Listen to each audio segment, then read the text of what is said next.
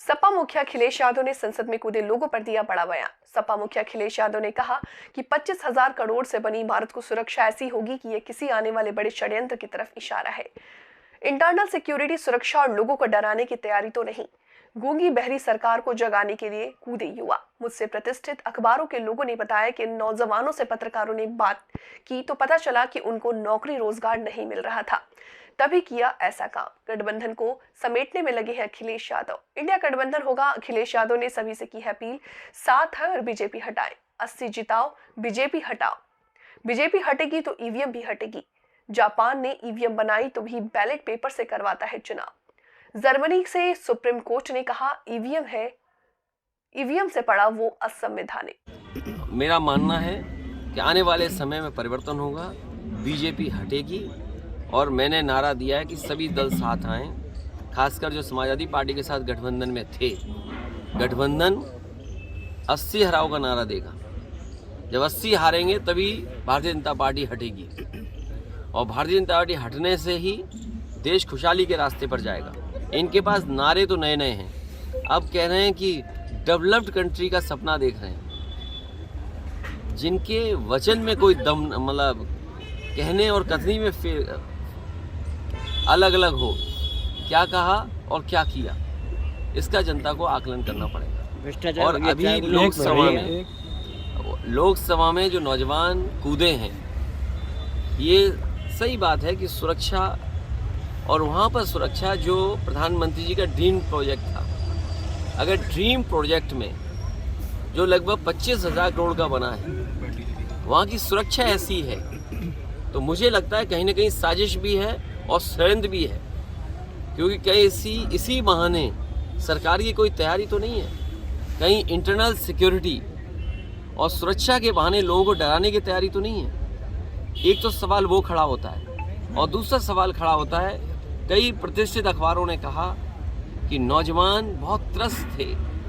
नौजवानों के परिवार से जब जर्नलिस्टों ने बात की तो परिवार के सदस्यों ने बताया कि नौजवान दुखी थे, उन्हें रोजगार और नौकरी नहीं मिल पा रही थी। इसी वजह से गूंगी बहरी सरकार को जगाने के लिए वो नौजवान लोकसभा में कूद गए। भैया, एमपी में यादव मुख्यमंत्री बनाया है भाजपा ने, इसको यूपी से जोड़कर देखा जा रहा है, क्या मानते हैं, क्या असर डालेगा 24 के चुनाव में? ये केवल 24 तक हैं और 24 के बाद क्या होगा वो आप जानते हो क्या होगा। ये केवल दिखाने के लिए हैं। जो कहावत है ना, वो वही है कहावत। ये केवल दिखाने के लिए हैं, क्योंकि मध्य प्रदेश की बात आपने कही है। मध्य प्रदेश में ये कहा गया और अखबारों में आज भी निकल रहा है, सोशल मीडिया पे आज भी चल रहा है कि जो लाडली योजना थी उसकी वजह से सरकार बनी। देश के प्रधानमंत्री जी ने भी ये कहा कि महिलाओं का वोट ज़्यादा मिला।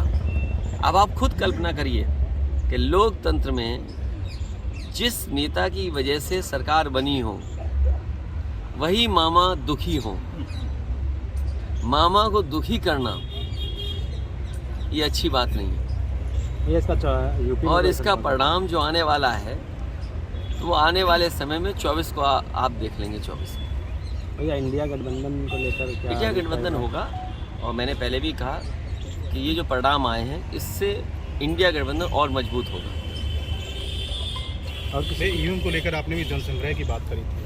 विपक्ष का ये कहना है कि जब वो जीतते हैं तो ईवीएम को ठीकरा नहीं फोड़ते हैं। ये आप कुछ जानते नहीं हैं। आप पत्रकारिता है तो ठीक से करें पत्रकारिता, और किसी की बात को ये ना कहें। समाजवादियों ने कहा कि अगर आप अमेरिका से नकल कर रहे हो, आप डेवलप्ड कंट्री बनना चाहते हो, तो जो डेवलप्ड कंट्री में व्यवस्था है वोट डालने की, उसको क्यों नहीं अपना रहे हो आप? अमेरिका जैसा देश जो अर्थव्यवस्था में ताकतवर है, वो अपने आप महीनों बैलेट से वोट डलवाता है। जापान जैसा देश जहाँ से ईवीएम कभी बनी, वो बैलेट से वोट डलवा रहा है। जर्मनी का जो सुप्रीम कोर्ट है, उसने ये पाबंदी लगाई कि अगर ईवीएम से मशीन से वोट पड़ेगा तो वो अनकॉन्स्टिट्यूशनल है। ये तीनों बातें जो मैंने कही हैं, इन तीनों बातों पर आप खुद विश्लेषण करिए। और भारत सरकार ये कह रही है कि हम दुनिया में सबसे ताकतवर देश बनने जा रहे हैं और बनना चाहते हैं। तो क्या अविश्वास के साथ आप ताकतवर बनना चाहते हैं? जनता को विश्वास हो और सीक्रेट बैलेट आज तो ये पता लग जाता है इस गांव में, इस मजरे में वोट किसको मिलने वाला है, किसको पड़ने वाला है। तो ये सीक्रेट बैलेट कहाँ है वोटिंग। इसलिए समाजवादियों का मानना, मैं आज फिर कहता हूँ आपसे, मैं जनता से अपील करूँगा कि समाजवादियों को जिताइए, बीजेपी को हटाइए। बीजेपी के हटने से ईवीएम भी हटेगी। इंडिया गठबंधन में समाजवादियों का प्रस्ताव होगा और जनता से अपील होगी उसके माध्यम से कि देश में ईवीएम हटे, बीजेपी हटेगी